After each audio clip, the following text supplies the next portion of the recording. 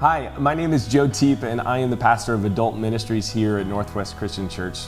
Thanks so much for joining me today for our daily Devo. Today, our verse is James 1, 2 through 4, and it reads, "Consider it pure joy, my brothers, whenever you face trials of many kinds, because you know that the testing of your faith produces perseverance. And let perseverance finish its work, so that you may be mature and complete, not lacking anything." Unfortunately, tragedy and trial are certainties in life, and what we can choose is how we respond. 6 years ago today was my last chemotherapy treatment. After my final drip of cancer-killing chemo, my wife and my friends surprised me, and they lined the halls and celebrated as I ran through this makeshift finish line. I'm not sure which was much more surprising, the joy that I have as I look back at that season of life, or that after jogging just 50 feet, I was winded.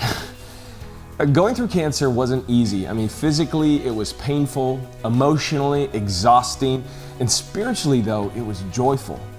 When I looked from this perspective of eternity, it was clear that cancer had opened up these doors for conversations about the deeper things of life. See, those in treatment with me were asking questions like, what is the meaning of life? Who am I? And what happens when we die?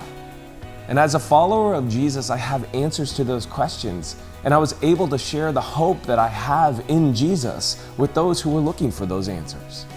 It required this eternal perspective, but it produced great joy. COVID, it's a trial for everyone. It can easily produce chaos, fear, anxiety, even apathy.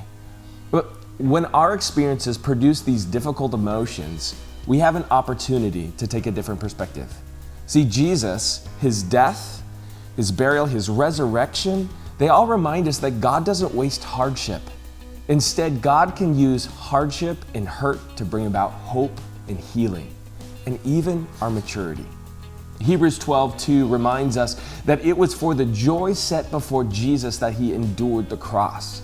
And if God can bring great joy out of the cross, if God can bring great joy out of my cancer and my chemo, I believe that God can bring great joy, perseverance, and maturity for you through this COVID season. So I encourage you today, spend 5 minutes reflecting on what is the season producing in you. And then ask God to give you his perspective and listen. It's my hope that you find his joy and become more mature and complete in Christ as we journey through this COVID season together.